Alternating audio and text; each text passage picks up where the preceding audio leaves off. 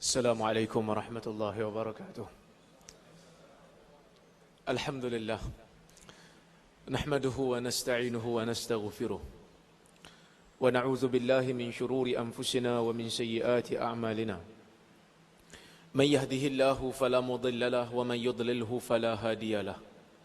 Ashhadu an la ilaha illallah wahdahu la syarika lahu. Wa ashhadu anna Muhammadan 'abduhu wa rasuluh. Allahumma salli wa sallim ala Muhammad wa ala alihi wa sahbihi ajma'in, amma ba'd. Terima kasih kepada Tuan Pengacara Majlis yang dimuliakan, pimpinan-pimpinan daripada Muhammadiyah, ustaz-ustaz, ustazah-ustazah, hadirin hadirat, mukminin dan mukminat yang dirahmati Allah Subhanahu wa taala. Pertamanya saya bersyukur kepada Allah Subhanahu wa taala kerana saya dapat bersama dengan tuan-tuan pada pagi ini di satu tempat yang saya kira sudah lama berkecimpung di dalam medan dakwah, yang mana saya pun tanya tadi pada Tuan Haji, dia kata diasaskan pada tahun 50-an, 57. Saya pun tak lahir lagi. Saya lahir 83 kan. Dan kita doakan mudah-mudahan Muhammadiyah terus membawa panji-panji dakwah, menyampaikan risalah Islam kepada seluruh umat manusia. Hari ini kita nak berbincang tentang sirah sebagai solusi ataupun sebagai penyelesai kepada masalah-masalah ummah. Kita umat Islam, kadang-kadang kita merasakan bahawasanya Islam itu hanya dimiliki oleh umat Islam. Saya tak pasti di Singapura, tetapi kalau di Malaysia, sebahagian daripada umat Islam kadang-kadang berfikir bahawasanya Islam ini hanya untuk orang Islam. Maka bila ada orang yang bukan Islam masuk ke dalam masjid, bisinglah orang Islam. Bila ada orang bukan Islam memetik 2-3 ayat daripada Al-Quran dalam ucapan dia, maka bisinglah orang-orang Islam. Sedangkan yang bising itu kadang-kadang masjid pun dia tak masuk. Yang bising itu kadang-kadang Quran pun dia tak baca.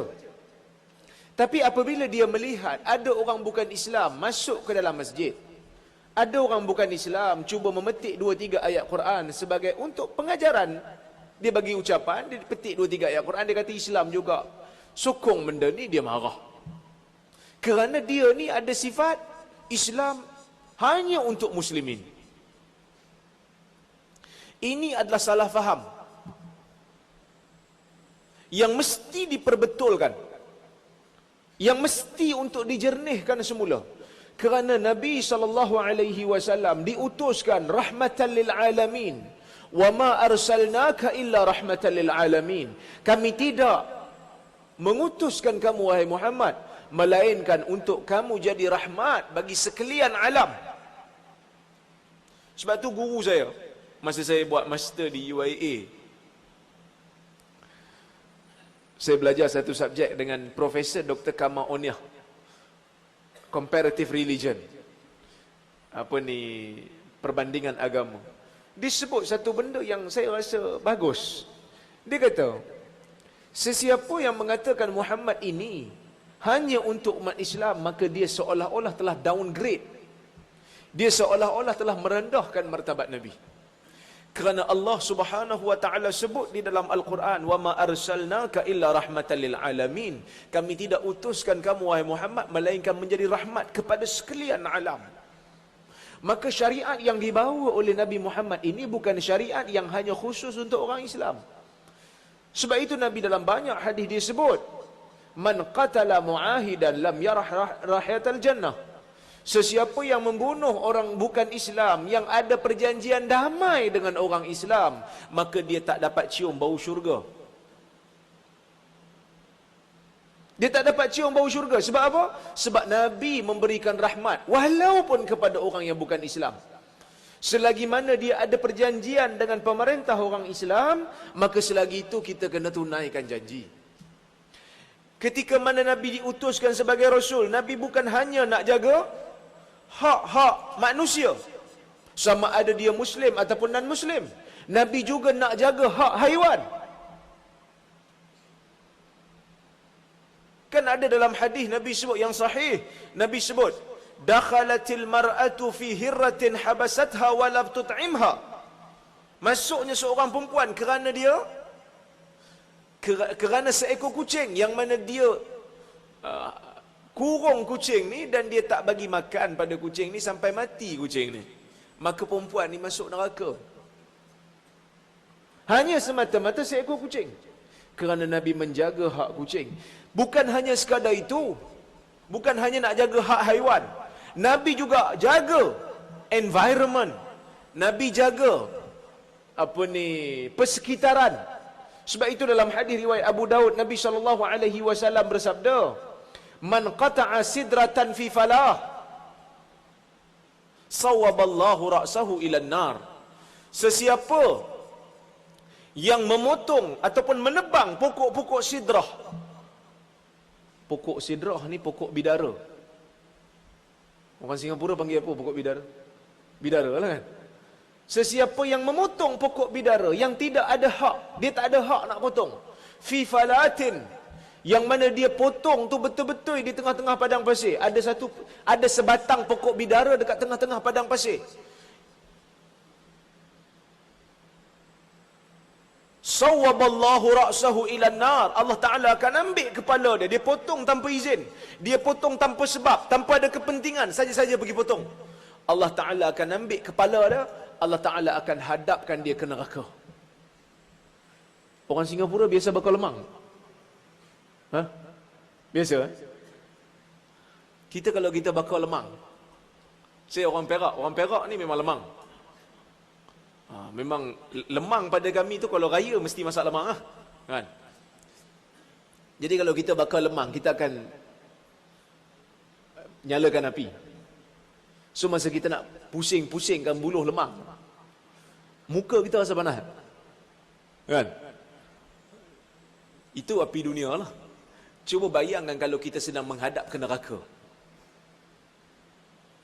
Maknanya Allah memberikan azab kepada orang yang mencemarkan environment, orang yang mencemarkan persekitaran. Maka Nabi diutuskan kepada kita sebagai penyelesai kepada masalah masyarakat dunia. Bukan hanya untuk orang Islam. Bukan hanya untuk orang Islam. Sebab itu tuan-tuan, daripada zaman berzaman kitab sirah ditulis. Bukan hanya kitab sirah. Zaman awal kitab sirah ditulis ada metod dia. Zaman pertengahan ada metod dia. Dan zaman sekarang pun ada metod dia. Kerana dengan kita melihat sirah Nabi SAW, kita akan dapati peranan Nabi dan bagaimana kehidupan Nabi dan bagaimana sahabat berinteraksi dengan ajaran Nabi. Masalah kita sekarang ni, orang Islam, kita berada jauh daripada praktikal Nabi tu. Kita tak bincang Nabi dari sudut dia sebagai manusia yang menjadi pemimpin. Kita banyak teori. Sebab itu tuan-tuan, dalam riwayat kitab-kitab sirah diceritakan. Seperti contoh Muhammad bin Sa'ad bin Abi Waqqas. Muhammad bin Sa'ad bin Abi Waqqas adalah anak kepada Sa'ad bin Abi Waqqas. Sa'ad bin Abi Waqqas ni sahabat lah. Yang Nabi katakan dia ni orang yang pertama yang melepaskan anak panah fi sabilillah. Mana Sa'ad ni hebat lah. Dia kata, dia pernah pesan kepada anak dia. Dia kata apa? Ya bunai, hadhihi ma'athiru abaikum fala tudayyi'u zikraha. Dia kata, bila kita nak bincang, dia ajar anak-anak dia sirah. Sa'ad bin Abi Waqqas ajar kepada Muhammad, Muhammad ajar pada cucu dia tentang sejarah bagaimana sirah Nabi itu, cara kehidupan Nabi, peristiwa yang berlaku dalam hidup Nabi. Dia cerita pada generasi berikutnya. Dia pesan kepada generasi yang berikut, yang datang kemudian, yang tidak pernah berjumpa dengan Nabi. Dia kata, hadhihi ma'athiru abaikum fala tudayyi'u zikraha. Ini adalah warisan daripada ayah-ayah kamu. Ini warisan daripada nenek moyang kamu. Cerita tentang Nabi, cerita kehidupan Nabi, cerita tentang sirah Nabi adalah warisan, adalah pusaka yang mesti dipelihara. Fala tudayyi'u dzikraha. Dia kata jangan kamu sia-siakan. Kamu kena bercerita kepada generasi yang berikutnya supaya mereka boleh mengenal dan menghayati ajaran Nabi sallallahu alaihi wasallam. Tuan-tuan, Az-Zuhri, seorang ulama hadis besar. Semalam kita cerita tentang Zuhri. Dalam seminar kita cerita tentang Zuhri. Zuhri ulama hadis besar, dan dia bukan hanya sekadar ulama hadis, dia juga digelar sebagai a'immatul maghazi was siyar. Ulama yang mengambil berat tentang peristiwa-peristiwa yang berlaku di zaman Nabi. Ulama sirah. Dia kata apa? Dia kata fi ilmil maghazi ilmul akhirati wad dunya. Dalam ilmu sirah ini terkandung di dalamnya ilmu dunia dan akhirat. Sebab itu tuan-tuan, saya teringat Ibnul Qayyim al-Jauziyah dalam kitab dia Zadul Ma'ad fi Hadi Khairil Ibad. Kitab dia tu namanya Zadul Ma'ad, bekalan akhirat, fi Hadi Khairil Ibad, dalam menceritakan tentang cara hidup Nabi sebagai sebaik-baik hamba. Tuan-tuan biasa dengar aku nama kitab ni kan? Baik. Dalam kitab ni, saya baca kitab ni sebab tesis PhD saya fokus pada kitab ni. Metodologi Ibnul Qayyim dalam berinteraksi dengan riwayat-riwayat sirah. Jadi Ibnul Qayyim, dia cerita dalam kitab dia. Dia kata saya tidak akan sebut di dalam kitab ini apa yang boleh dan apa yang tak boleh. Maksud dia, Ibn Qayyim kata, Zadul Ma'ad ni kitab sirah. Dia kata saya bukan nak cerita dalam kitab ni apa yang boleh dan apa yang tak boleh. Kerana tu kita boleh cari kitab fiqh. Tetapi saya akan sebut di dalam ini, di dalam kitab ini, ialah cara hidup Nabi sallallahu alaihi wasallam. Daripada segenap aspek. Daripada segenap aspek dia akan cerita. Sebab Nabi sallallahu alaihi wasallam dia tidak akan memilih, melainkan pilihan dia adalah pilihan yang terbaik. Maka dia nak memperkenalkan Nabi kepada kita daripada mula kehidupan dia sampailah ke sewaktu dia wafat. Sebab itu kitab Zadul Ma'ad ni diangkat kerana dia bercerita tentang kehidupan seorang manusia yang Allah Ta'ala utuskan sebagai Rasul, yang menjadi solusi kepada umat. Saya akan cerita nanti. Ini mukadimah dulu. Saya akan cerita lebih detail. Saya akan bawa contoh-contoh. Baik. Kenapa kita perlu belajar sirah? Di antara faedah yang kita nak belajar sirah ni tuan-tuan, kerana dalam sirah itu ada cerita tentang sebab nuzul bagi sesuatu ayat, dan ada cerita tentang sebab urut bagi sesuatu hadis. Tuan-tuan familiar kot dengan perkataan sebab nuzul dan sebab urut ni? Sebab saya tahu orang Muhammadiyah ni maknanya orang yang datang mengaji lah kan. Dalam sirah berlaku beberapa peristiwa, kalau mana kita tak faham sirah, kadang-kadang Quran pun kita akan salah faham. Kadang-kadang dalam hadis, kita baca hadis, kalau kita tak baca dari sudut, daripada aspek sirah, kita tak ambil kira, kita akan salah faham terhadap hadis. Saya selalu bagi contoh-contoh macam ada hadis riwayat Bukhari dan Muslim, ya orang kata hadis ni kalau salah faham dia boleh membawa kita kepada pemahaman teroris. Umirtu an uqatilan nas hatta yashhadu an la ilaha illallah wa anni rasulullah fa in qaluha asamu minni dima'ahum wa amwalahum wa hisabuhum ila Allah. Sesiapa yang menyebutkan la ilaha illallah dan aku sebagai Rasulullah, apa ni, umirtu an uqatilan nas, aku diperintahkan untuk memerangi manusia sehingga mereka menyebut la ilaha illallah wa anni Rasulullah. Fa idza qaluha, apabila mereka menyebutnya, asamu minni dima'ahum wa amwalahum, mereka telah menyelamatkan daripada aku darah mereka dan harta mereka, dan urusan mereka kembali kepada Allah. So kalau kita tak baca sirah, apa background untuk hadis ni yang Nabi sebut ni, kita tak faham background dia, kita tak faham situasi dia, kita tak faham konteks dia, maka kita akan jadi teroris. Mungkin akan jadi teroris. Maksudnya siapa tak sebut la ilaha illallah boleh bunuh.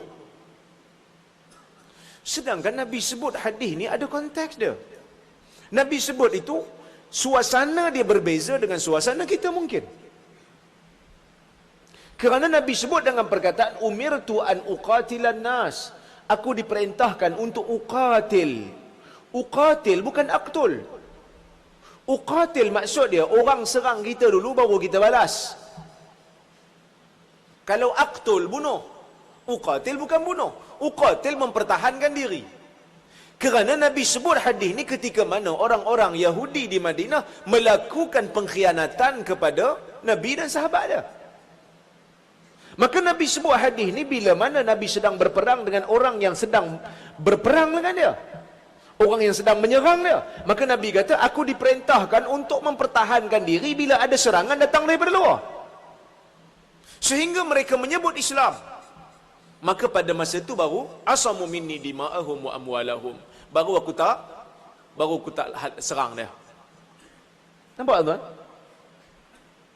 Dan perkataan nas, umirtu an uqatilan nas, aku diperintahkan untuk mempertahankan diri, menyerang balik orang yang serang aku, daripada menyerang manusia. Orang dok faham manusia ni macam manusia umum lah, siapa-siapa yang bukan Islam boleh bunuh. No. Hadis saya baca tadi jelas. Nabi kata sesiapa yang bunuh orang yang bukan Islam, yang ada perjanjian damai dengan orang Islam, maka dia tak cium bau syurga. So kita nak faham hadis, kena faham berdasarkan dengan peristiwa-peristiwa sirah. Kalau tak, kita akan jadi salah faham. Kalau tak, pemikiran ekstremis akan melekat dalam jiwa kita. Dan kalau tak ekstremis pun kita akan jadi salah faham. Tuan-tuan, dalam kitab fiqh biasa dibincang tentang masalah zihar. Tuan-tuan biasa dengar zihar? Zihar ni, bila mana kita menyamakan isteri kita dengan mak dia, dengan mahram kita, dengan mak kita, itu zihar. Contoh macam kita kata, belakang awak serupa macam belakang mak saya, maka kita akan kena hukuman zihar, akan bebaskan hamba. Adalah hukuman yang khusus untuk dia lah. Jadi kalau orang tak faham zihar, kalau orang tak faham zihar ni apa dia, dia akan kata, oh, semata-mata menyamakan isteri dengan mak kita akan jadi zihar. Nak faham zihar ni kena faham berdasarkan konteks sirah. Sebab zihar di zaman Nabi bukan macam zihar dalam masyarakat Melayu. Bukan macam masyarakat Melayu tak ada budaya zihar ni, tak ada sebenarnya. Kalau kita samakan isteri kita macam mak kita, kita awak ni saya tengok kan, awak ni saya tengok dari sudut akhlak sama macam mak saya, cara bercakap, zihar tak zihar? Tapi ada orang dia tak faham, dia kata zihar ni. Zihar tak ada dalam masyarakat Melayu. Sebab orang Arab, kita baca sirah, bila orang Arab guna perkataan zihar, sebenarnya dia nak hina mak dia, dia nak hina isteri dia. Maksud dia nak kata, belakang awak sama macam belakang mak saya. Maksud dia, bila saya tengok mak saya tak bernafsu, macam tu saya tengok awak.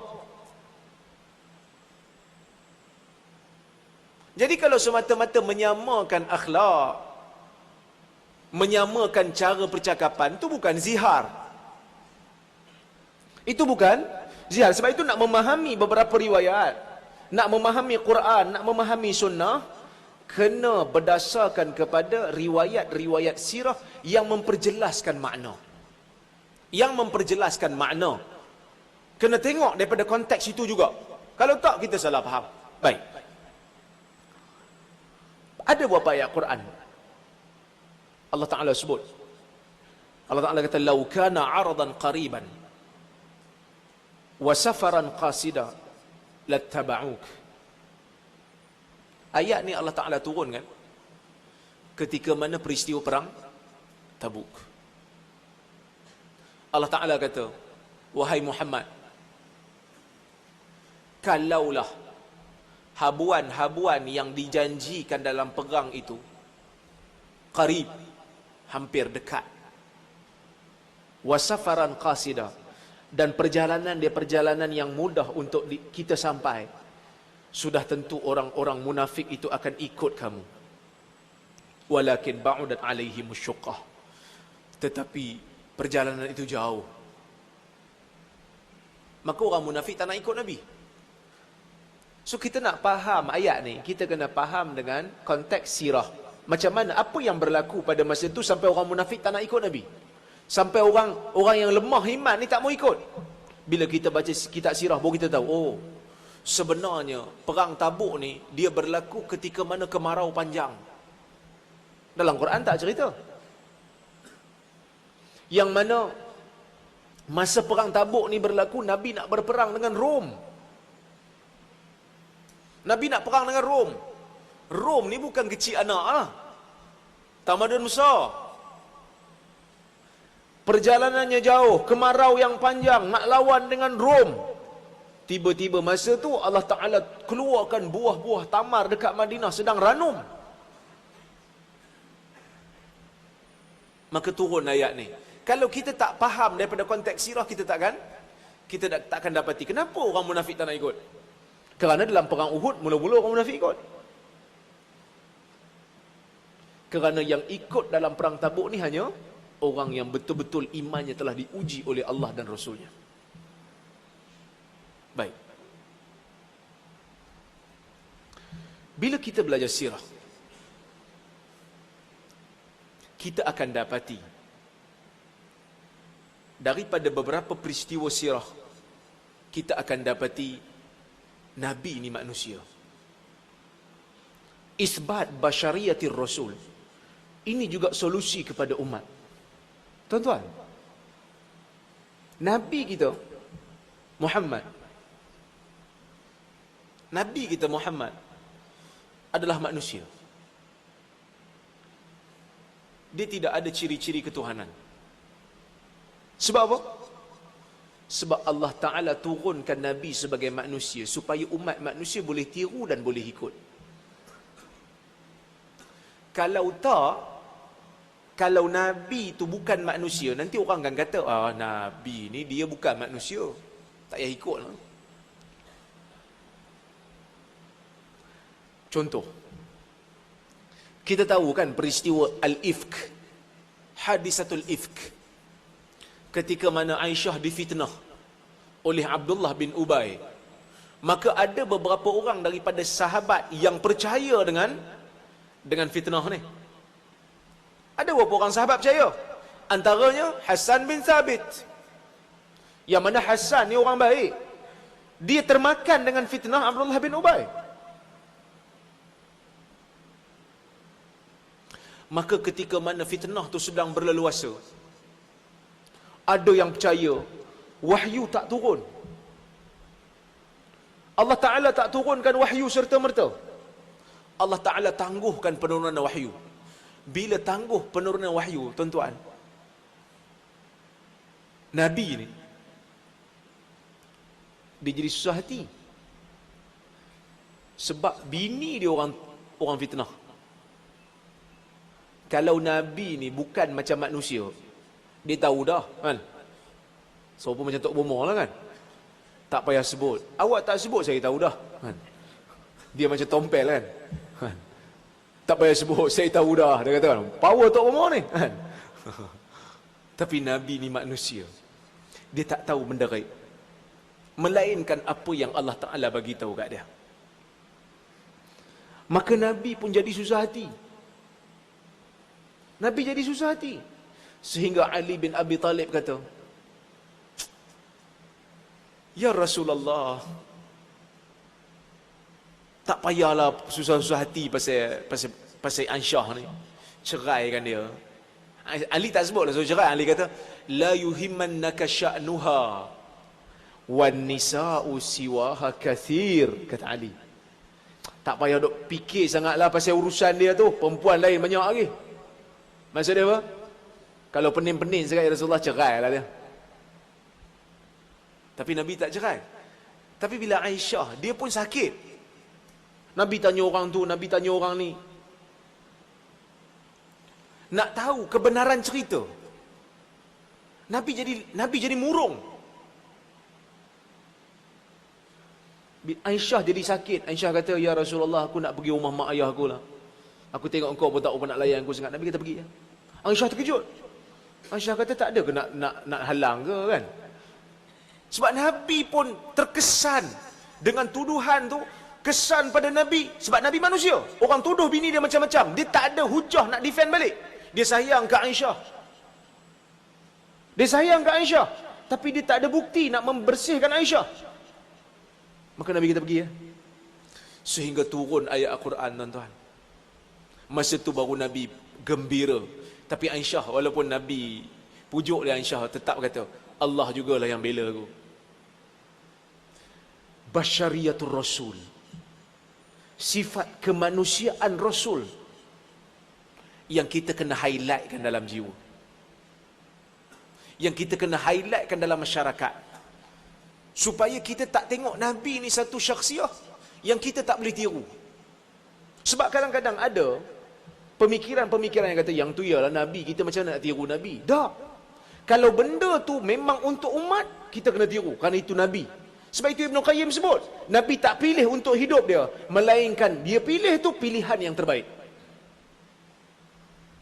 Kecuali kalau benda tu memang khas untuk Nabi. Contoh, kahwin ramai, lebih pada 4, yang tu khas untuk Nabi ya? Isra' Mi'raj, yang tu khas untuk Nabi.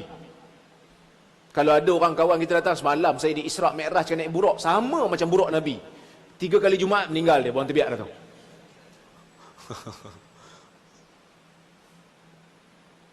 Sebab itu, ada beberapa benda yang khas untuk Nabi, Nabi tak minta kita tiru. Tapi kalau benda tu untuk umat, maka tidak ada keajaiban yang datang. Contoh, saya selalu bawa contoh ni kalau tuan-tuan yang belum dengar lah, untuk tuan-tuan yang belum dengar. Tuan-tuan, dalam peristiwa hijrah, kita tengok bagaimana susahnya Nabi nak berhijrah. Kan? Nabi nak hijrah susah. Nabi terpaksa upah Abdullah bin Uraiqid untuk tunjuk jalan. Sebab Nabi tak nak ikut jalan biasa lah. Nabi tak nak ikut tambak Johor. Kan? Nabi nak ikut jalan kampung kan? Jalan lain. Sebab kalau ikut jalan biasa, Nabi bimbang orang akan tangkap dia.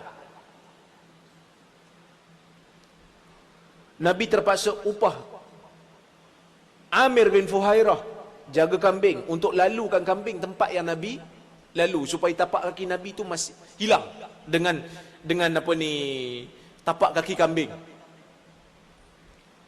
Nabi duduk dekat Gua Sur 3 hari 3 malam dengan Abu Bakar.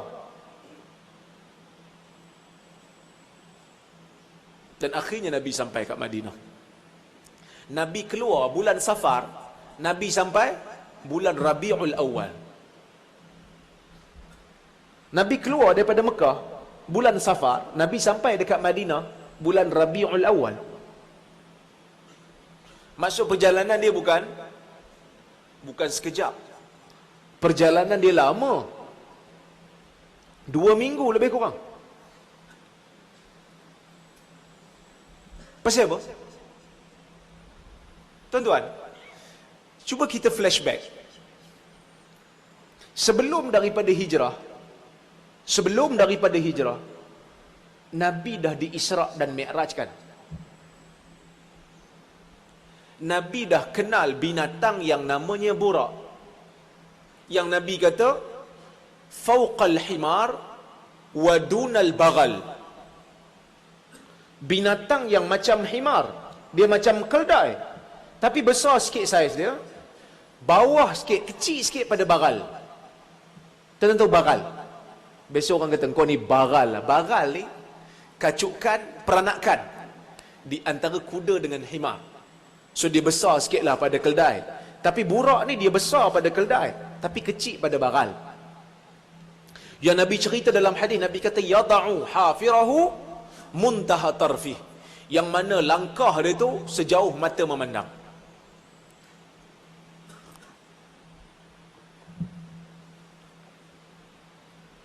Nabi pergi ke Baitul Maqdis. Nabi naik ke Sidratul Muntaha. Nabi ambil fardu salat, Nabi turun sebelum subuh. Laju burak ni. Kan? Maknanya, masa peristiwa hijrah, Nabi dah pernah naik dah burak ni. Sebab Isra' Mi'raj sebelum hijrah. Masa tu difardukan salat. Pasal apa? Tuan-tuan boleh faham bahasa saya? Boleh? Bahasa orang Perak ni tak jauh lah, tak lari jauh. Okay. Pasal apa? Ataupun bahasa orang Singapura, apa pasal? Apa pasal masa dalam peristiwa hijrah Nabi tak request Allah hantar kat dia burak? Kenapa perlu duduk di Gua Sur 3 hari 3 malam? Kenapa perlu upah Abdullah bin Uraiqid? Kenapa perlu upah Amir bin Fuhairah? Sampai Abu Bakar pun terpaksa minta anak dia siapkan bekalan cukup-cukup. Abdullah bin Abu Bakar bermalam di Gua Sur, siang-siang pergi ke Mekah. Nak tengok, nak intip orang Quraisy masih cari ke tidak Rasulullah ni. Pasal apa tak minta, ya Allah, tolong hantar binatang yang ku naik dulu, bawa mari sekarang, aku nak pergi pindah ke Madinah. Abu Bakar pun nak ikut sekali. Burak bukan buat apa pun. Dia pun free je masa tu. Kalau Nabi request, anytime dia datang. Tak payah 2 minggu. Sekelip mata. Kalau dia boleh bawa Nabi sampai ke Sidratul Muntaha, balik sebelum subuh, nak bawa ke Madinah dekat lah. Pasal apa Nabi tak minta? Basyariyatul Rasul. Kerana Nabi nak mengisyaratkan peristiwa hijrah. Nabi tu manusia yang Nabi nak peristiwa hijrah diambil pengajaran oleh seluruh umat. Kerana peristiwa hijrah adalah peristiwa menegakkan agama. Perjuangan mendirikan agama. Perjuangan mempertahankan agama. Maka ia dituntut daripada setiap Muslim. Tapi Isra' Mi'raj dia khas untuk Nabi. Dia mukjizat. Allah Ta'ala bagi kat Nabi. Nabi tak pernah suruh kita ikut. Tak ada pun orang kata sunat menziarahi Sidratul Muntaha setiap tahun. Tak ada. Kerana itu khas untuk Rasul. Berbeza dengan hijrah, yang mana kita dituntut untuk memikirkan tentang masa depan Islam. Kerana hijrah adalah perjuangan untuk masa depan Islam, untuk kelangsungan Islam. Sebab tu Umar jadikan tarikh hijrah sebagai tarikh Islam. Kerana hijrah itu adalah usaha untuk meninggikan Islam, usaha untuk menghidupkan Islam, usaha untuk menjadikan Islam itu berlangsung sehingga ke hari kiamat. Maka Allah Ta'ala tak hantar burak, supaya kita melihat peristiwa hijrah ni adalah peristiwa perjuangan untuk agama, yang mana kita sebagai manusia biasa, kita sebagai umat kena tengok macam mana Nabi susun strategi untuk menghidupkan Islam. Kalau Allah Ta'ala hantar burak, Nabi naik burak sampai Madinah, sampai kat Madinah, orang pun tanya, ya Rasulullah, ni apa ni? Yang ni lah burak. Oh, kami tak ada burak pun. Nanti orang akan kata, tak payahlah kot, Nabi ni hijrah, dia ada burak, kita mana ada burak, beruk je.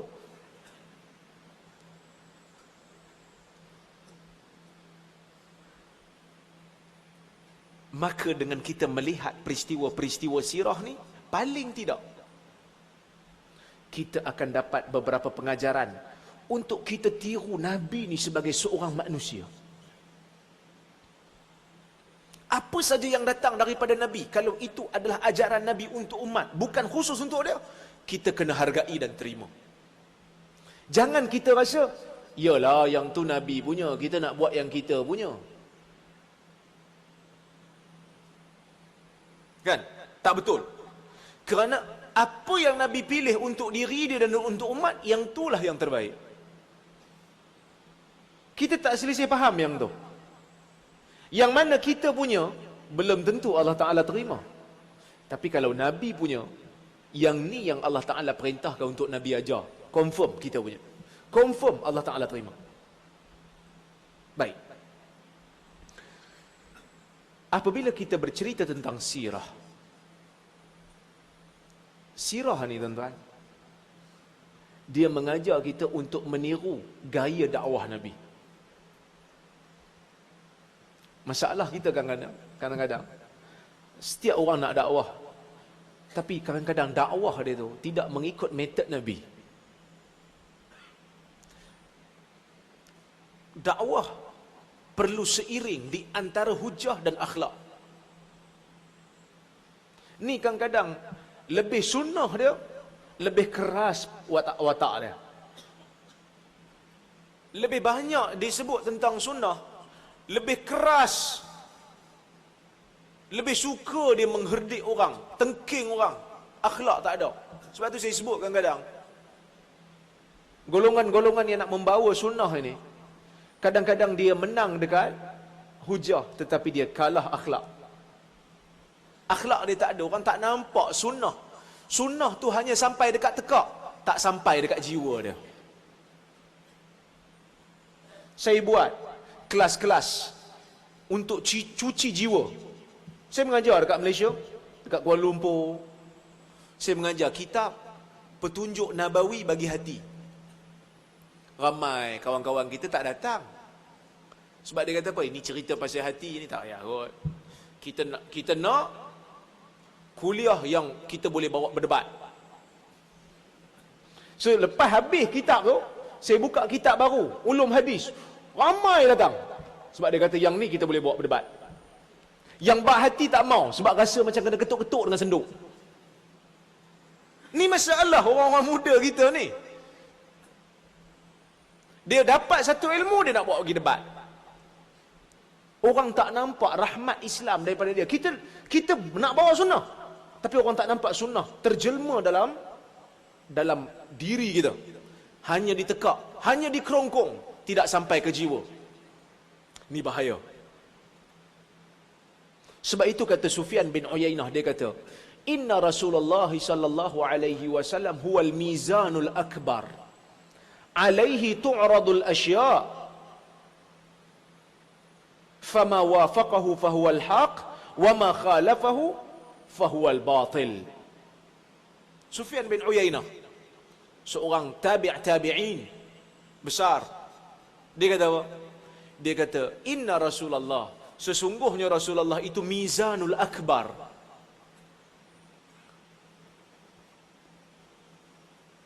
Timbangan yang terbesar. Alaihi tu'radul asya'. Maka Rasul menjadi penimbang kepada perkara-perkara yang datang selepas daripada dia. Fama wafaqahu. Apa saja yang sama dengan ajaran Rasul, ia adalah benar. Dan apa saja yang tidak sama, maka ia batil. Maka dengan kita bercerita tentang sirah, kita akan dapati, kita akan belajar metod dakwah Nabi. Macam mana metod dakwah Nabi? Tuan-tuan, dekat Mekah, Nabi fokus pada akidah. Dekat Mekah, Nabi fokus pada akidah. Kerana akidah menjadi asas. Bila akidah sudah beres, baru bincang tentang fiqh. Baru datang hukum. Kita, orang baru masuk Islam, convert. Orang tu baru masuk Islam, dia convert. Bila masuk Islam bang? Semalam. Dah potong belum? Tanya terus. Tak ada lapik-lapik lagi dah kan. Bila mau potong, dia pun, kena potong ah? Saya tak tahu pun kena potong. Kena potong kan. Kawan tu baru masuk Islam semalam. Kena potong? Kena potong. Oh, tak jadi lah, saya mau keluar. Kalau keluar, kepala potong. Dia pun penin. Wah, dia kata, saya pun tak tahulah. Masuk, bawah potong, keluar, atas potong. Ajarlah dia akidah dulu, supaya dia terima. Sebab itu Ibn Taymiyah disebut. Ibn Taymiyah dia kata, Islam ni, kita nak jadi mukmin, kita bukan hanya perlu laksanakan hukum Islam. Kalau hanya laksanakan hukum Islam, orang munafik pun buat. Orang munafik semayang belakang Nabi. Dia bukan hanya buat, dia buat dan dia iktiraf hukum tu atas kepala dia. Melakukan syariat dan mengiktiraf syariat itu adalah syariat Allah. Hormat, membesarkan syariat, baru jadi mukmin. Maka bila kita belajar sirah ni, kita belajar metod cara Nabi dakwah. Apa yang perlu ditekankan dulu, apa yang perlu dikemudiankan. Baik. Dan dalam dakwah ni tuan-tuan, mestilah ada cabaran. Mana-mana pendakwah yang mula dakwah, mesti ada haters. Ada orang yang akan benci dia. Jadi bila kita baca sirah Nabi, paling tidak kita akan rasa cool down. Kan? Kadang-kadang orang nak maki kita, orang nak hentam kita. Macam mana cara kita nak cool downkan diri kita? Cara kita nak cool downkan diri kita adalah dengan kita membaca kisah-kisah dalam Quran dan membaca kisah-kisah dalam sirah.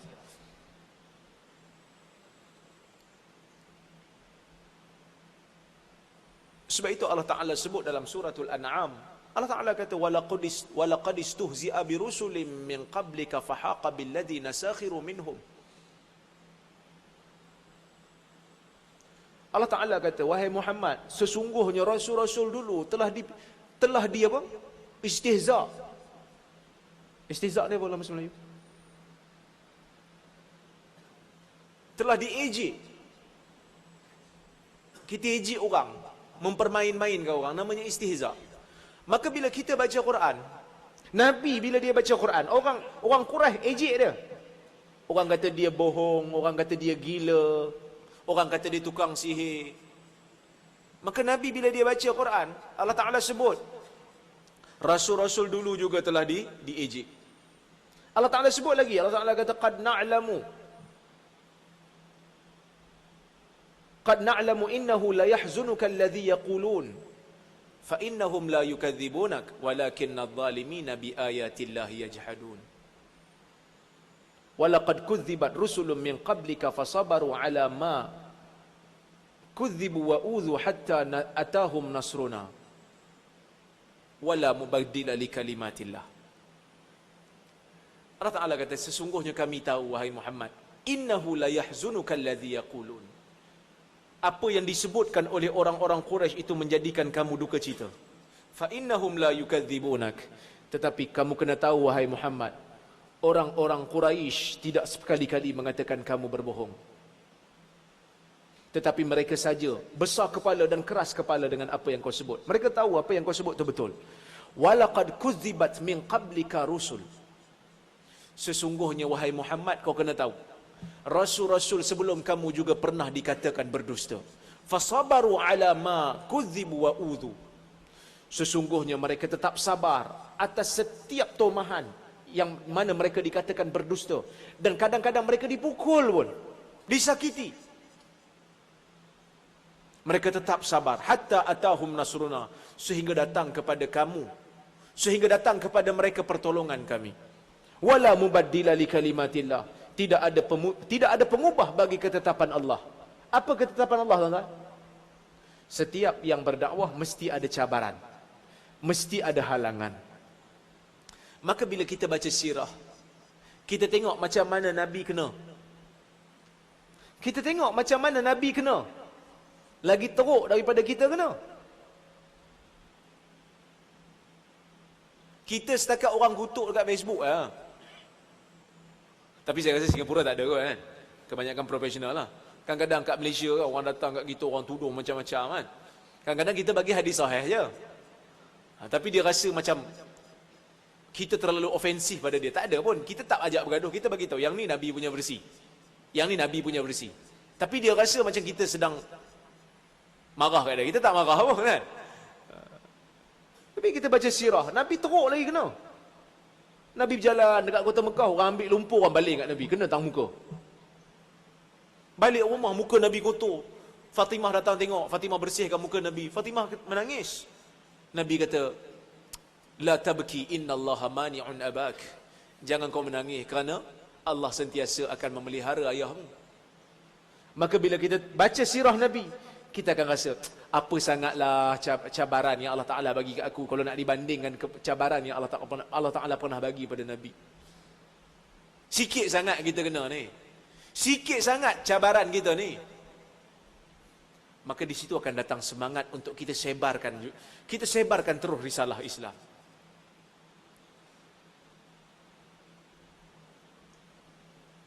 Kita sebarkan terus risalah Islam. Baik. Kemudian, ini sampai berapa tak? 11.30. Lepas tu soal jawab setengah jam. Pukul 12 hari kita habis.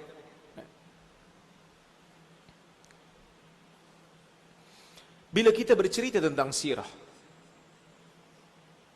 kita juga belajar cara Nabi mendidik umat. Tadi dakwah. Sekarang ni kita nak belajar cara Nabi didik umat. Bila kita belajar, kita tengok dalam sirah, cara Nabi didik seseorang ni tak sama dengan Nabi didik orang lain. Kan? Ada Badui datang jumpa Nabi, dia kata, ya Rasulullah, dia masuk Islam. Lepas tu Nabi kata, apa yang saya kena buat? Nabi kata, kau solat 5 waktu, puasa. Dia kata, aku tak nak buat benda lain, aku nak buat benda ni je. Nabi kata, aflah in sadaq. Kalau dia cakap betul, dia solat dan dia puasa, dia akan berjaya bebaskan diri daripada syurga, daripada neraka. Dia akan masuk syurga. Sebab apa Nabi sebut gitu? Nabi tak paksa dia buat benda sunat. Buat benda wajib cukup dah. Sebab apa? Sebab dia badui. Datang daripada kampung. Dia datang daripada kampung. Maksud dia bukan sahabat yang rapat dengan Nabi. Kalau sahabat yang rapat dengan Nabi, Nabi ajar macam-macam ni. Tapi dia tu baru masuk Islam. Bagi yang wajib cukup lah. Hak ni dia baru nak insaf. Suruh dia buat tu, dia buat ni. Qiyamul Lail tiap hari, pening dia. Maka cara Nabi mendidik ni dia ada step by step. Sebab tu badui kencing dalam masjid. Kan badui kencing dalam masjid. Dia masuk dalam masjid, dia kencing. Sahabat nak kejar dia, Nabi kata biar. Da'u. Wasabbu alaihi sijillam min ma. Kan? Nabi kata, biarkan dia. Tempat dia kencing tu curah air. Satu gayung air cukup.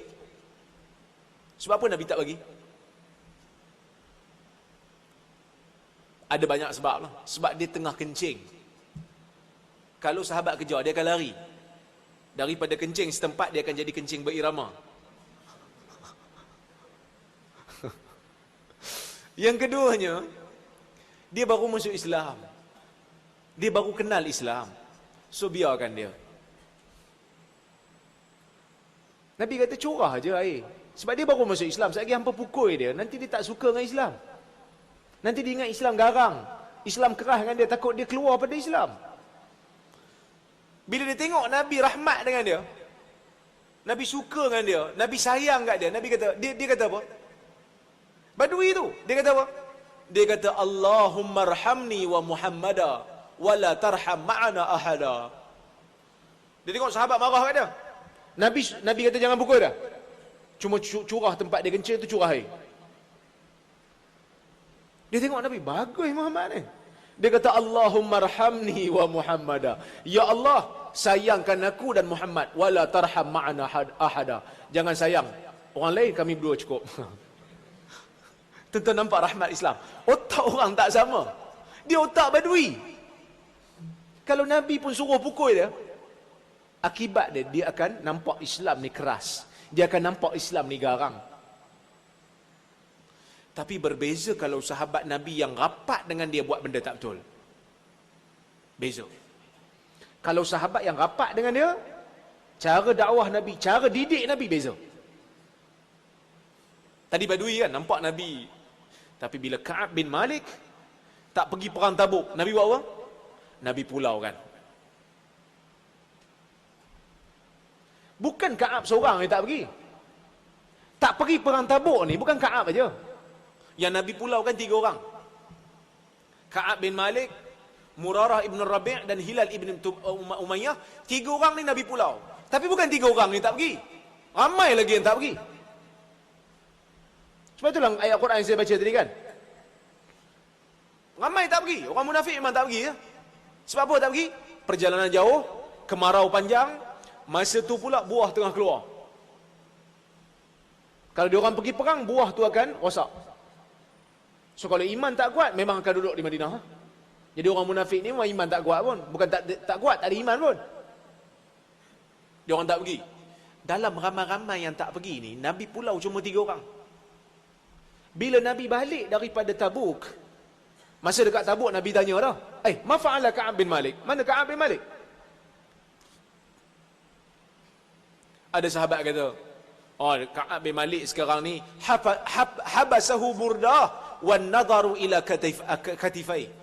Ka'ab bin Malik ni yang halang dia daripada pergi perang, selimut dia halang dia.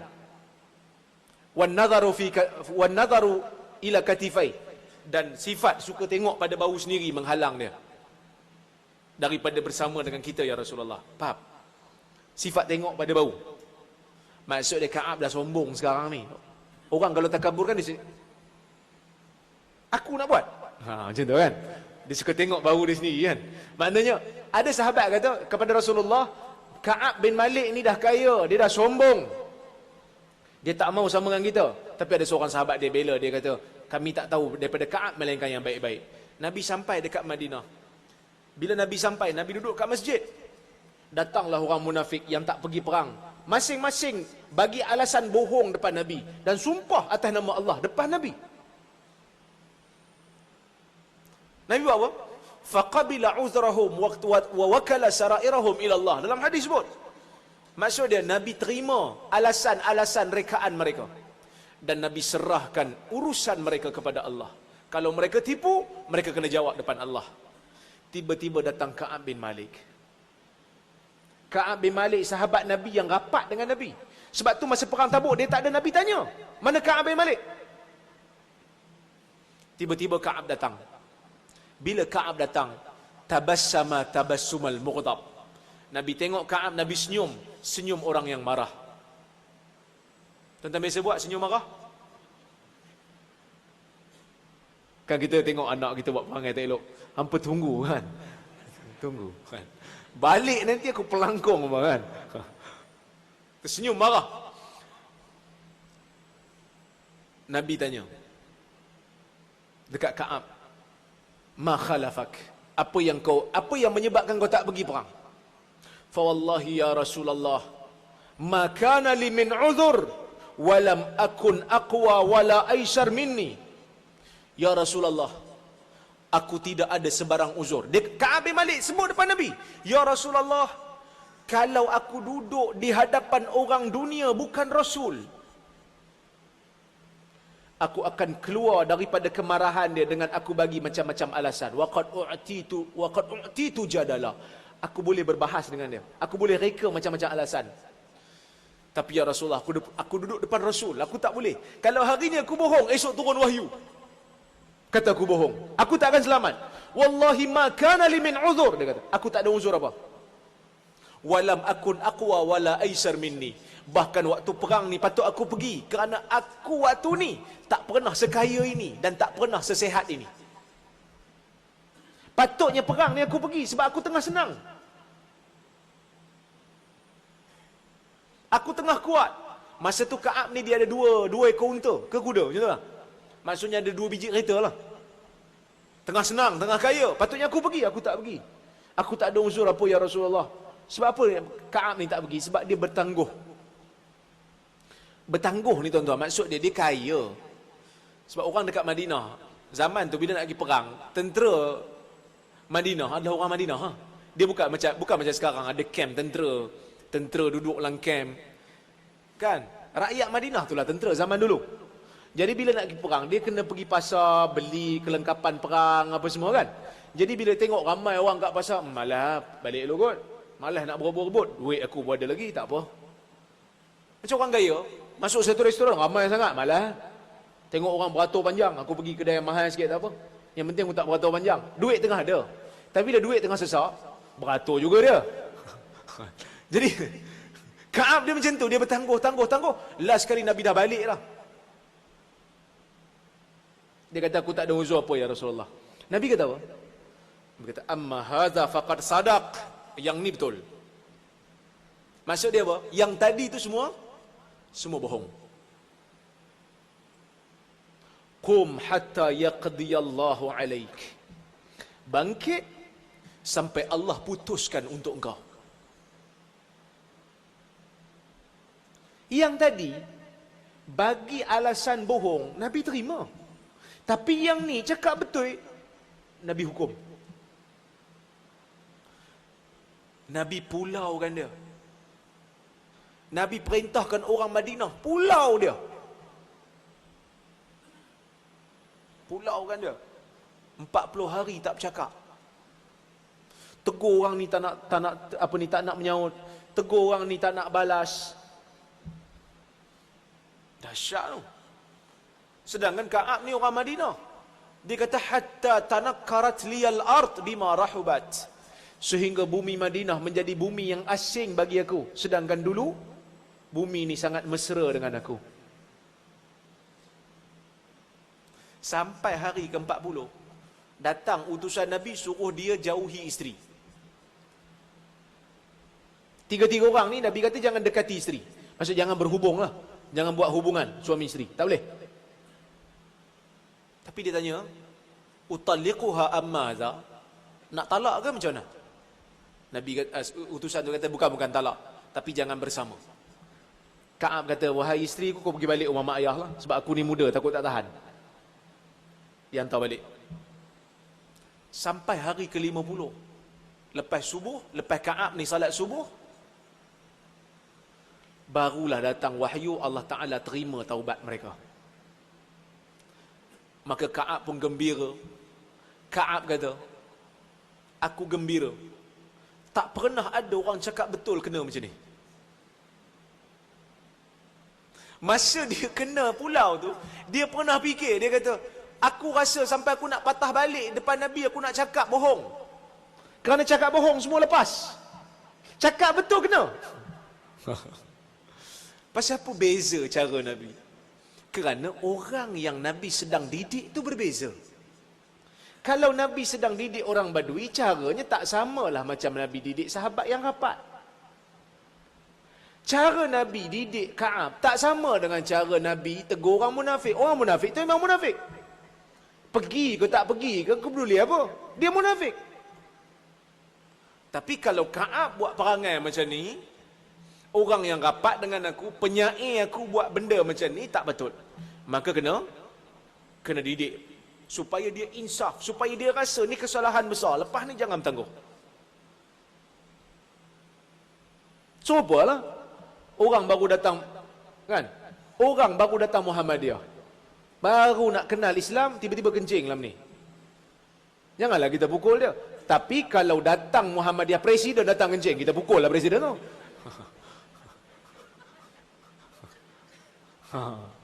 Agak-agak boleh faham kan?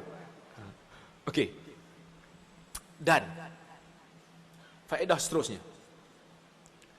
Tuan-tuan, bila kita belajar sirah, akan terbit dalam jiwa kita perasaan cinta kat Nabi. Cinta ni tak boleh paksa. Cara kita nak cinta Nabi, nak cinta ajaran Nabi, dengan kita melihat cara hidup Nabi. Berapa ramai orang yang benci dengan kita kerana dia tak kenal kita siapa. Tapi bila dah jumpa, bila dah sembang, baru dia tahu, oh sebenarnya bagus dia ni. Saya ada satu orang, hamba Allah. Masa saya belajar kat Jordan dulu, saya belajar kat Jordan, PhD untuk 3 tahun setengah saya belajar.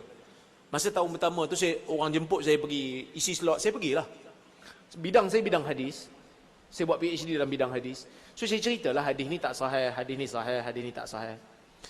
Maka orang yang datang dengar, ada yang tak puas hati, dia akan sampaikan kepada orang yang tak dengar lah.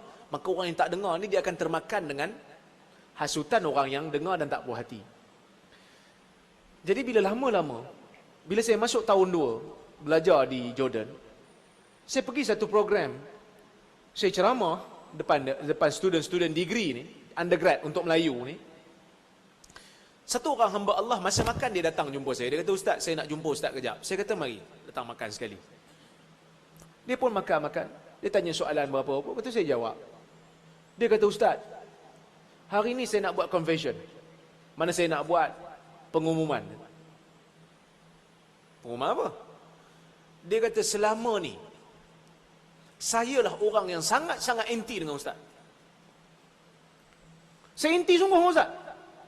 Bahkan saya kempen orang jangan dengar daripada Ustaz."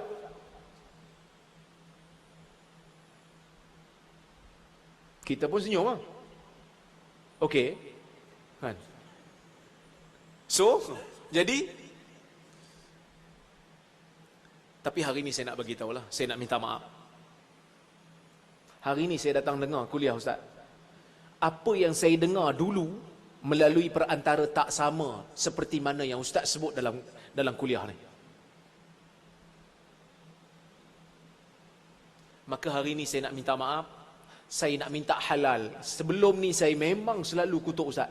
Dan saya memang kempen jangan pergi. Saya tanya, habis tu macam mana agak boleh berubah ni? Tak tahu, terdetik tiba-tiba nak dengar. Maka saya datang dengar. Tak sama seperti mana yang orang bagi tahu.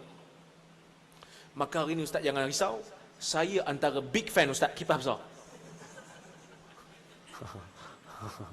Hari ni saya dah telah menjadi Kipas Besar Ustaz. Saya akan suruh student-student yang bawah saya akan suruh pergi. Tak ada masalah. Kita biasa dengar satu orang daripada orang lain. Tak sama tuan-tuan. Datang dengar sendiri. Tuan-tuan ambil pengajaran daripada kisah Mus'ab bin Umair dengan Sa'ad bin Mu'az. Kan masa perjanjian Aqabah, lepas daripada perjanjian Aqabah, kan Nabi hantar Mus'ab untuk ajar Quran kepada orang Madinah. Mus'ab orang Mekah. Nabi hantar Mus'ab ni pergi ajar Quran pada orang Madinah. Dia ajar Quran, ramai orang masuk Islam. Jadi Sa'ad bin Mu'az ni pemimpin orang Madinah. Dia dengar cerita Mus'ab ni mengacau. Mus'ab ni buat kacau dalam Madinah. Yasrib lah masa tu. Sampai dia pergi bawa panah ni. Dia sound Mus'ab. Dia kata, "Engkau jangan nak mecah belahkan masyarakat aku." Mus'ab kata, "Awalam tasma'. Kenapa tidak engkau dengar? Fa in a'jabaka fa aslim wa illa nukhalli bainana wa bainak." Apa salah kalau engkau dengar sekejap? Kalau engkau rasa takjub, boleh bersama dengan kami. Kalau tidak, kami tidak akan kacau kamu lagi. Dia pun duduk kejap. Maka Mus'ab pun baca beberapa ayat daripada Al-Quran. Daripada surah Hamim. Tuan-tuan, dia dengar daripada Mus'ab. Masuk Islam terus dah. Masalah kita, kadang-kadang kita tak nak dengar dulu. Tak nak dengar dulu. Tak nak kenal dulu. Kita kenal orang tu daripada orang lain. Ni masalah besar. Ni masalah besar. Maka cara nak selesaikan, terus dengar direct. Begitu juga dengan sirah. Nak cinta Nabi. Kan Nabi sebut dalam hadis, "La yu'minu ahadukum hatta akuna ahabba ilaihi min walidihi wa waladihi wan nasi ajma'in." Tidak sempurna iman salah seorang daripada kamu sehingga aku ni dia sayang lebih daripada anak dia, daripada mak ayah dia, daripada sekalian manusia. Hadis riwayat Bukhari.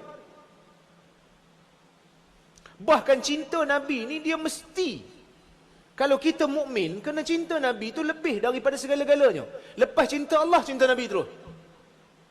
Sebab itu sahabat disebut perkataan, fidaka ummi wa abi ya Rasulullah. Aku sanggup menjadikan ibu ayahku sebagai tebusanmu ya Rasulullah. Maksud dia kalau Nabi tertawan oleh orang ke orang yang bukan Islam, tengah perang, tiba-tiba Nabi kena tawan. Kalau ibu dan ayah saya boleh jadi ganti untuk lepaskan Rasulullah, aku sanggup ya Rasulullah. Sahabat sebut. Sebab mereka kenal Nabi. Maka kita nak bagi orang Islam cinta kat Nabi, persembahkan sirah Nabi. Versi yang sahih, versi yang benar, baru orang sayang kat Nabi. Tuan-tuan, Sumamah bin Usal. Sumamah ibnu Usal, dia ni asal non-Muslim. Nabi tangkap dia, Nabi ikat dekat Masjid Nabawi. Sebab tu saya kata, kalau orang non-Muslim masuk masjid, jangan marah. Sebab Nabi pernah ikat Sumamah dalam masjid.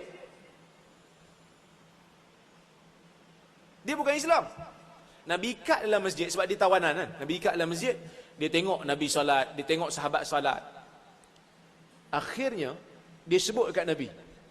Bila dia tengok cara hidup Nabi, dia tengok cara pemerintahan Nabi dalam masjid, dia kata apa?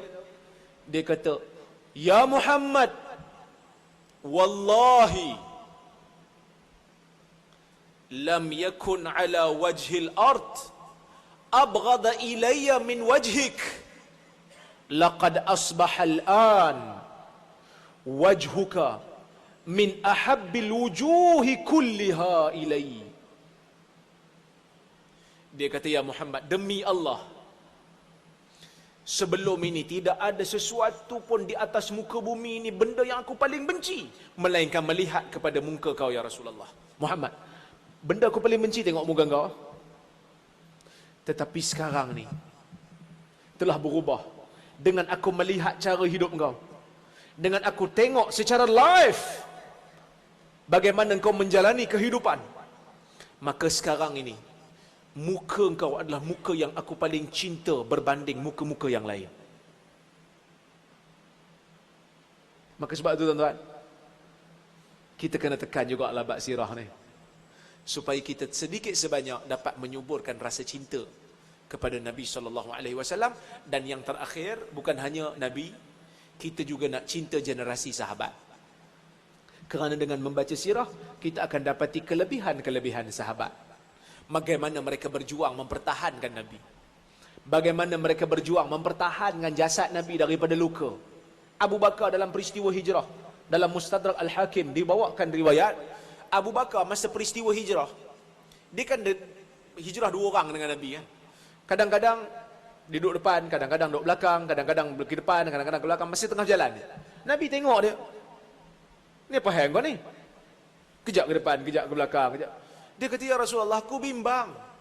Kalau ada anak panah ataupun tombak yang akan datang daripada jauh, akan bunuh engkau. Maka sebab tu kadang-kadang dia pergi depan, dia tengok, lain clear ke tak clear. Dia tengok belakang pula, lain clear ke tak clear. Sebab dia nak pertahan jasad Nabi. Nabi tengok dia, Nabi senyum, Nabi kata, engkau takut tentang aku, apa tu diri engkau macam mana? Diri engkau tu macam mana? Kata Abu Bakar, ya Rasulullah, kalau aku terbunuh, aku hanya diri aku dan keluarga aku. Tapi kalau engkau terbunuh, satu umat akan rasa. Maka kita juga menghayati perjuangan sahabat. Maka dengan sebab itu, bila kita belajar sirah, tiba-tiba kita sayang kat Nabi, tiba-tiba kita sayang kat sahabat. Lepas tu bila kita dengar hadis Nabi, kita akan iktiraf dan kita akan sayang. Tak ada lagi alasan untuk kata, yalah yang tu hadis Nabi, kita nak buat versi lain punya. Tak ada dah. Tak adalah alasan tu. Wallahu ta'ala alam. Saya serahkan balik pada pengurusi.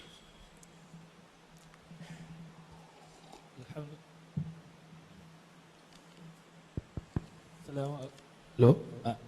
Ya, terima kasih kepada Dr. Rozaimi atas pencerahan yang beliau kupaskan pada sebentar hati. Mudah-mudahan tuan-tuan dan puan-puan dapat meraih manfaat daripada Dr. Rozaimi. Sebelum kita pergi kepada sesi soal jawab, di sini ada pengumuman. Di luar sana ada terdapat booth menjual kitab-kitab. buku-buku dikarang oleh Dr. Asri Muhammad Zainal Abidin. Ada juga Dr. Mazli, ada juga Ustaz Umar Muhammad Nur. Jadi sesiapa yang berminat boleh ke booth di luar sana untuk mendapatlah kitab-kitab daripada ustaz-ustaz kita yang sebentar tadi. Jadi tanpa membuang masa, kita ada 30 minit saja untuk sesi soal jawab. Maka saya mempersilakanlah kepada sesiapa yang ingin. Okey, boleh ke mikrofon? Oh boleh. Okey, silakan. Assalamualaikum warahmatullahi wabarakatuh, Ustaz. Salam. Soalan saya, ada perbezaan pendapat yang Nabi SAW pernah diracun oleh seorang Yahudi. Macam mana? Ada perbezaan pendapat, ada yang kata ya, ada yang kata tidak. Nabi diracun oleh seorang Yahudi dalam makanan. Hadis itu sahih, riwayat Al-Bukhari. Bahkan sebelum Nabi meninggal dunia, Nabi sebut, Nabi kata, lam azal ajidu asara ta'am alladhi akaltuhu bi Khaybar. Aku masih merasakan kesan makanan yang mana racun itu masih ada dalam badan aku. Laqad qata'a abhari, sehingga dia memotong urat aku. Maka memang Nabi diracun di Khaybar. Nabi suka makan daging kambing bahagian betis, so dibanyakkan racun belah tu. Sehingga datang wahyu mengatakan ada racun tu, daging tu diracun. Lepas tu ditangkap perempuan tu, tanya perempuan tu pasal apa ni racun. Sebab dia kata, aku nak tengok dia ni Nabi ke tak. Kalau dia Nabi, akan datang wahyu pelihara dia. Tapi Nabi tak mati teruslah.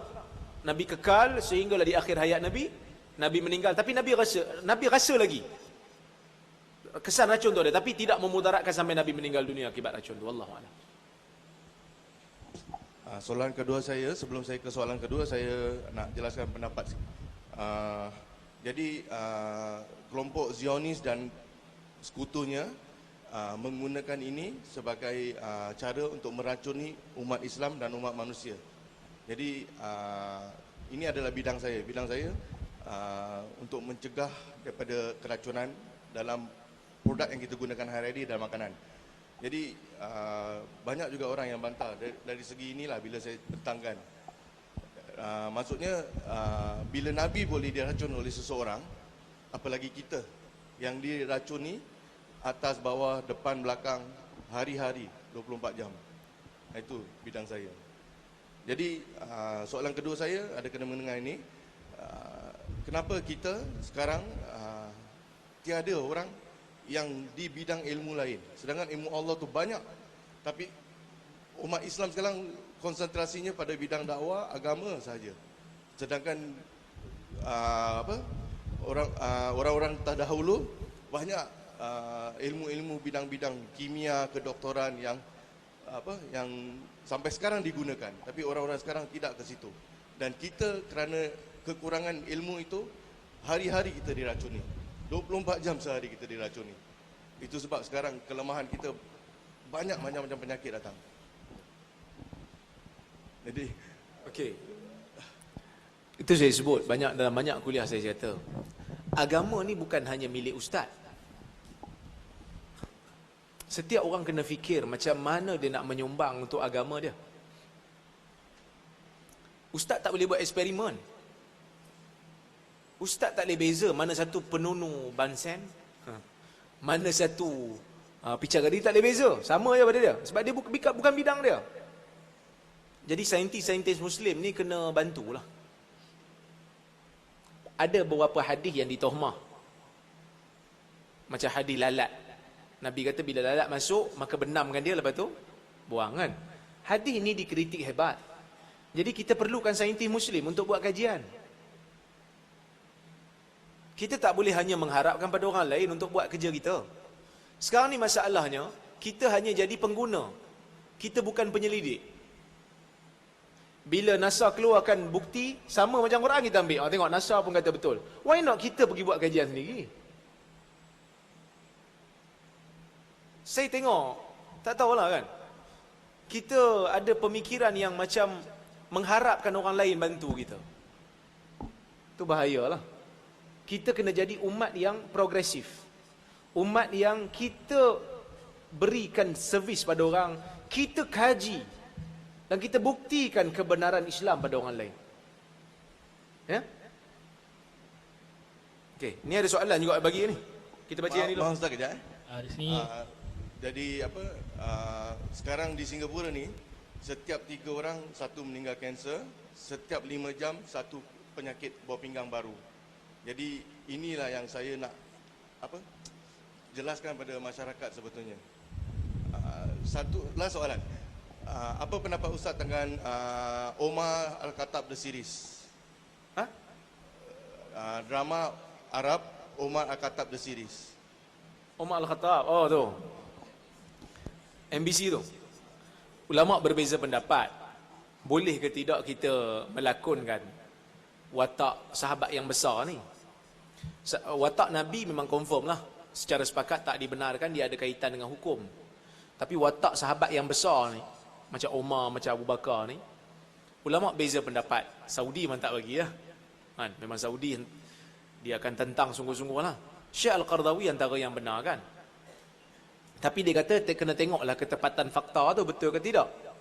Saya bukanlah orang yang sangat rigid dalam masalah ni. Sebab kita melihat anak-anak orang Islam, dia mencari wira. Generasi yang kecil umat Islam, dia mencari hero. Jadi bila kita tidak filmkan benda tu, dia mencari hero untuk dimasukkan dalam jiwa dia. Sebab itu dalam Quran ada cerita tentang hero-hero dalam agama ni. Kita ada cerita tentang Musa, kita ada cerita tentang Ibrahim. Maka hari ni kalau tak difilmkan, nak tunggu orang baca memang lambatlah. So bila kita filmkan, paling tidak orang akan tahu Umar Al-Khattab, Umar Ibn Al-Khattab. Maksud dia orang akan tahulah, oh ini satu hero dalam Islam. Bila kita tak buat benda ni, anak-anak orang Islam dia akan cari hero lain. Sepatutnya dia ambil hero, ikon dalam Islam, tiba-tiba dia tak ada. Dia tengok TV, dia buka-buka tengok Ultraman. Maka dia tengok, oh ini hero saya. Pergi kedai beli Ultraman, pergi kedai beli Superman, walaupun seluar dalam kat luar. Dia tak rasa benda tu bodoh pun. Sebab dia rasa dia perlu hero. Nampak tak? Jadi saya rasa, wallahu alam, benda ni benda ijtihad. Cumanya perlu ada disiplin. Bila mana difilmkan Umar, pelakon yang jadi Umar tu jangan berlakon dalam cerita yang tak elok. Benda tu dibuat oleh MBC. Pelakon yang jadi hero filem Umar tu, suara dia suara orang lain. Pertama, supaya orang bila jumpa dia tengok, suara lain ni, sebab aku bukan Umar. Sebab takut orang fikir macam tu kan. Dan dia ada kontrak 10 tahun tak boleh berlakon filem-filem lain. Supaya orang tak rasa bila dia berlakon cerita teruk pula lepas ni, ni Umar ni kan. Supaya orang tak rasa gitulah. Tapi ada yang tak setuju, saya tahu ada yang tak setuju. Tak apa. Ini masalah ijtihad, masalah baru. Cuma ni harap jelaskan perihal riwayat yang dinukilkan oleh riwayat Al-Waqidi dan Ibn Ishaq yang dipetikan oleh sebagian orang. Bolehkah bawa contoh yang dibahaskan oleh ulama hadis tentang masalah? Dia gini. Waqidi dan juga Ibn Ishaq memang ada tesis pun yang kaji tentang mereka. Sebahagian ulama macam Ibn Ishaq yang kritik dia Imam Malik, yang kritik dia Hisham bin Urwah. Mereka mengatakan dia ni pendusta. Macam Waqidi pun ada orang yang tuduh dia berdusta. Tetapi dalam ramai-ramai yang membincangkan tentang mereka ni, yang mengkritik cuma sebahagian. Majoriti menerima. Cuma nak terima riwayat daripada Waqidi dengan Ibn Ishaq, syarat dia ada. Macam Waqidi nak terima riwayat dia bukan dalam hukum, hanya dalam sirah semata-mata, dalam riwayat sejarah semata-mata. Sebab ini yang disebut oleh Ibn Taymiyah sendiri.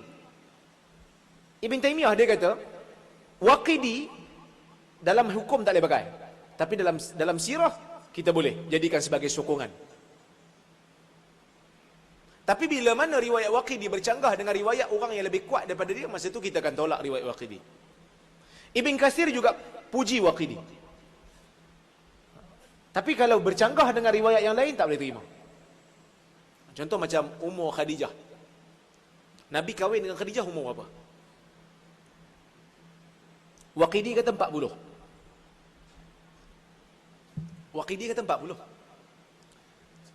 Tapi Ibn Ishaq kata 25. Antara Waqidi dengan Ibn Ishaq bagus lagi. Maka kita kata 25 lah. Dan 25 ni disokong oleh fakta akal. Kerana anak Nabi dengan Khadijah 6 orang. Orang umur 40, agak-agak produktif tak? Nak dapat 6 orang. Susah sikit. Jadi kita kata yang lebih kuat pandangan kata Khadijah kahwin dengan Nabi umur 25. Tuan-tuan yang nak ikut sunnah kena ubah plan. Dah dia. Kadang-kadang orang ni dia macam tu lah. Saya nak ikut sunnah, saya kahwin orang 40, umur 40, saya 25. Sebenarnya itu bukan sunnah pun. Sunnahnya kahwin. Sunnahnya kahwin. Umur berapa tak kisah. Sebab Nabi bukan hanya kahwin dengan Khadijah seorang, Nabi kahwin dengan Aisyah. Aisyah bukan 40. Kan? Tapi contoh, ada riwayat Waqidi yang diterima. Bila mana berkaitan dengan sirah. Tuan-tuan, bisa dengar Perang Mu'tah. Cerita Perang Mu'tah bisa dengar? Kan? Cerita Perang Mu'tah ni, apa punca dia?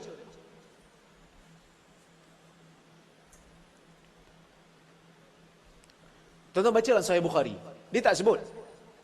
Dia sebut Nabi hantar tentera pergi ke Mu'tah, tempat saya dulu lah, Jordan. Dia tak sebut sebab. Bila baca kitab sirah, dia akan bawa riwayat daripada Waqidi yang mengatakan utusan Nabi yang Nabi hantar ke Rom dibunuh. Maka Nabi nak tuntut bela lah. Tapi sebab ni riwayat Waqidi, tapi ulama sirah terima. Sebab apa?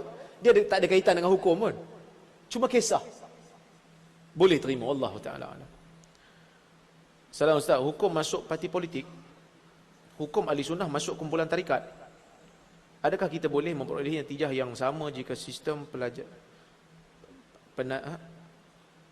tauhid berbeza dengan apa yang diajar oleh Nabi? Hukum masuk parti politik ni kena ikut negara tu lah. Kalau ada negara tu ada parti politik dan dibenarkan oleh pemerintah, bolehlah masuk. Parti politik bukan agama. Kita tengok perjuangan dia bercanggah ke tidak dengan agama kita. So kita, kalau kita rasa okey, masuk. Parti politik ni dia hanya satu juzuk daripada agama, dia bukan keseluruhan. Masalah bila kita jadikan parti politik tu macam agama, tu yang problem. Siapa tak sama dengan parti politik saya, maka dia bukan Islam. Keislaman dia boleh dipertikaikan, ni problem lah. Yang ni berlaku di Malaysia sekarang macam tu lah kan. Dia tengok, ustaz ni join politik saya ke tak? Join parti saya ke tak? Kalau tak join, maka dia bukan puak saya dan dia bukan pejuang. Come on lah. Islam luas, bukan hanya pada politik engkau saja. Begitu. Hukum ahli sunnah masuk tarikat. Tarikat ni dia, kita tak boleh hukum secara umum. Kita tengok case by case. Sebab tarikat tu nama. Apa ni kita kata jalan. So jalan mana yang dipilih? Kalau jalan yang dipilih itu selari dengan hadis, okey lah. Kalau jalan tu yang dipilih itu bukan daripada hadis, direka sendiri melalui mimpi dia, problem lah.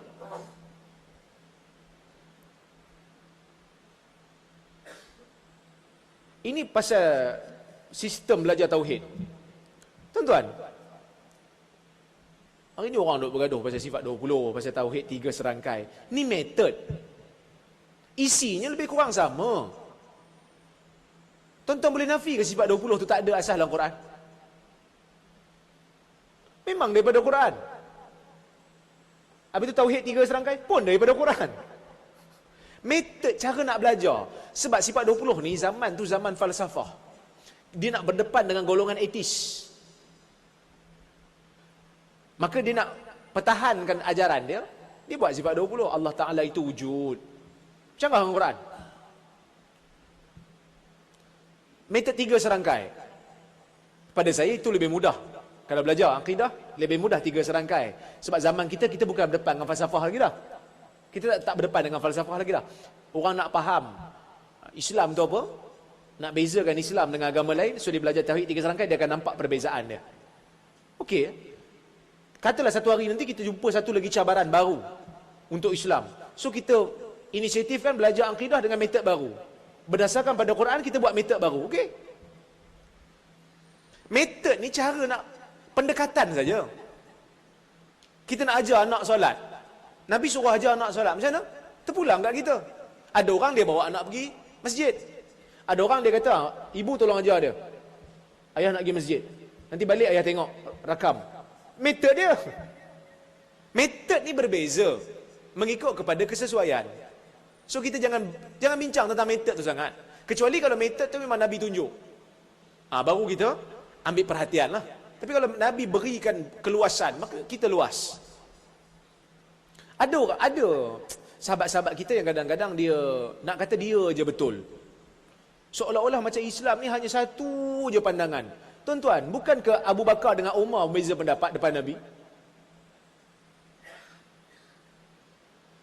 Ada ruang yang kita boleh berbeza.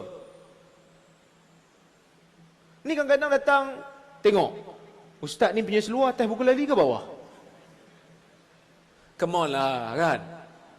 Ada pandangan berbeza dalam masalah ni. Ustaz tu pegang boleh bawah pada buku lali. Ada ustaz pegang tak boleh. Kita raikan lah. Apa cerita saya nak menerakakan orang aja kan?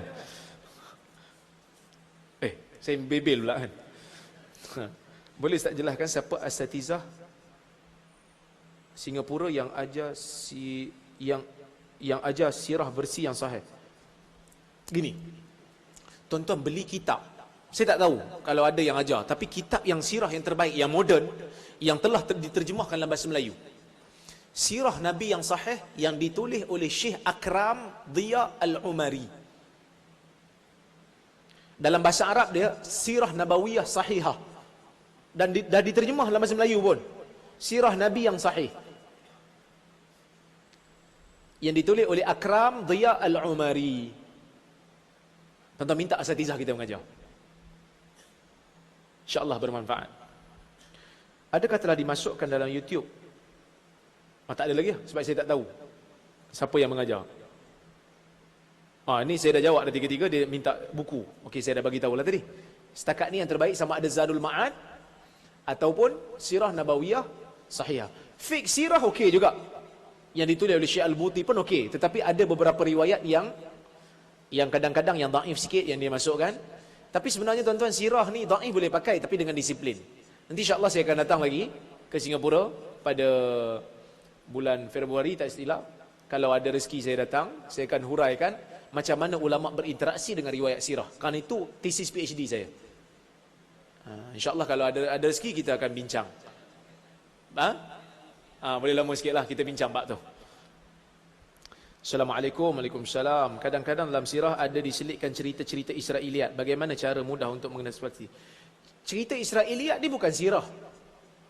Cerita Israiliyat ni cerita tentang umat terdahulu. Israiliyat datang daripada Bani Israel, yang mana tentang nabi-nabi terdahulu dan umat-umat terdahulu. Orang Israel cerita, orang Yahudi cerita pada orang-orang yang duduk di Madinah. Antara yang banyak riwayat Israiliyat ni, antaralah Ka'ab bin Ahbar. Ka'ab al-Ahbar. Dia ada bawa beberapa cerita Israiliyah. Macam mana kita nak berinteraksi dengan Israiliyat? Israiliyat ni kalau dia selari dengan Quran dan Sunnah. Datang satu cerita Israiliyat, tiba-tiba Quran kata betul, maka dia diterimalah. Bukan kerana dia Israiliyat, sebab Quran pun kata betul. Kalau cerita Israiliyat tu bercanggah dengan Quran dan Sunnah, maka kita tak pakailah, kerana dia bercanggah. Kalau cerita Israiliyat tu tak ada endorsement daripada Quran dan Sunnah, dan tak ada pun bercanggah dengan Quran dan Sunnah, so pendirian kita apa? La tusaddiquhum wa la tukadzibuhum. Jangan kata tak betul, jangan kata betul. Sekadar dengar. Boleh jadi betul? Boleh jadi. Perempuan yang syok dekat Nabi Yusuf, namanya Zulaikha. Boleh jadi betul, boleh jadi tak betul. Zulaikha tu, nama Zulaikha tu, perempuan tu memang ada lah. Tapi nama tu Quran tak sebut siapa. Israiliyat kata namanya Zulaikha. Betul ke? Israiliyat. Boleh jadi betul, boleh jadi tak betul. Nama malaikat maut Israel. Boleh jadi betul, boleh jadi tak betul. Kerana dalam Quran, malaikat maut digelar sebagai malakul maut. Dalam hadis pun malakul maut. Ini yang disebut oleh Ibn Kathir, ini yang disebut oleh Al-Munawi dalam Faidul Qadir. Ulama ahli sunnah kata, tidak ada hadis yang sahih kata nama dia Israel. Boleh jadi betul, boleh jadi tak betul. Nanti kita tanya dia. Nama apa? Kan? Kalau berani lah. Kan? Saya tak berani lah kan. Cuma guru saya, Syekh Salah Abdul Fattah Al-Khalidi, dia kata dalam masalah Israiliyat ni kalau boleh jangan banyak sangat cerita. Kerana ada banyak juga kisah Israiliyat ni yang mengganggu fokus. Dia menghilangkan fokus Al-Quran. Quran cerita precise. Adik Nabi Yusuf pun dia tak bagi tahu nama siapa. Perempuan tu pun dia tak bagi tahu nama siapa. Kerana fokus kepada kisah itu, nak fokus kepada bagaimana Nabi Yusuf menjaga maruah dia. Nama perempuan tu tak ada masalah sangat. Dicerita tentang Nabi Nuh. Al-Quran cerita tentang Nabi Nuh. Dia ceritalah Nabi Nuh buat kapal, bagaimana anak dia tak mau ikut dia. Tapi bila masuk tang Israiliyat, dia cerita kayu tu daripada kayu koka. Kan? Ada orang buta jatuh atas tu, lepas tu terus celik. Habis tu Imam Nabi Nuh tak ada makanan buat bubur Ashura kan. Jadi dihilangkan fokus. Patutnya yang perlu difokuskan perjuangan Nabi Nuh. Bagaimana dia menegakkan agama, bagaimana dia berhujah depan umat dia. Tiba-tiba bila kita cerita tentang Israiliyat, kita hilang fokus. Terus kita gambarkan Nabi Nuh ni macam chef, pakai topi tinggi kan. Macam chef hotel. Problem. Ada pula pendakwa selebriti yang membawa cerita bahawa Nabi lahir dalam keadaan sudah berkhitan. Ada hadis yang kata Nabi memang dilahirkan dalam keadaan sudah berkhitan. Ada hadis. Hadis ni riwayat Ad-Diya Al-Maqdisi.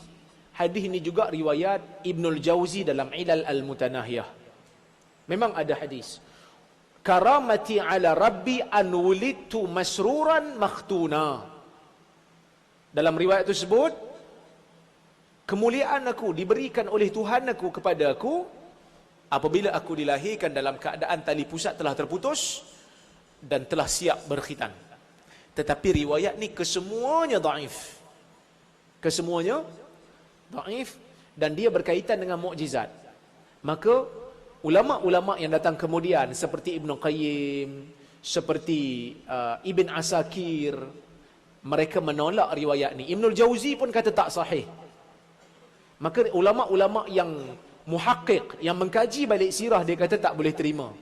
Kerana apa saja riwayat sirah yang berkaitan dengan mukjizat, tak ada dalil lain yang menyokong, tak boleh terima. Selagi mana riwayat itu dhaif, tak boleh terima. Bahkan saya menjumpai zaman jahiliyah, kalau orang yang lahir dalam keadaan sudah siap berkhitan, ia dianggap cacat. Nabi kita tak cacat. Nabi kita lahir sempurna.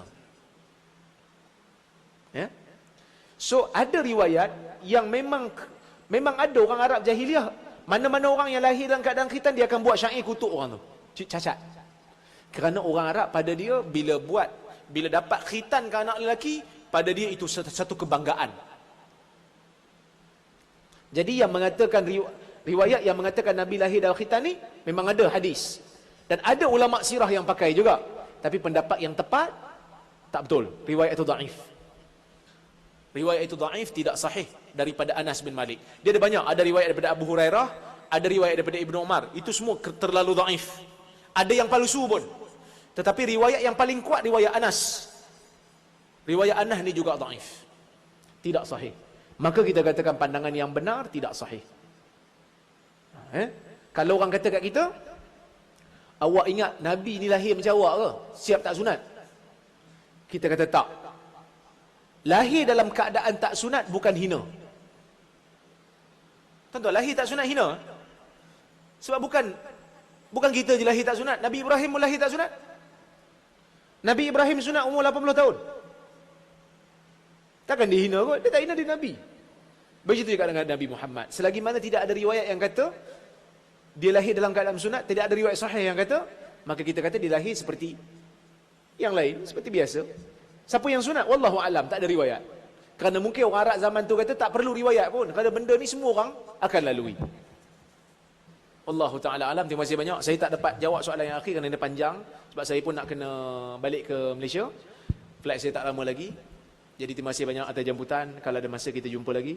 Aqulu qawli hadha wa astaghfirullahal azim li wa lakum. Assalamualaikum warahmatullahi wabarakatuh.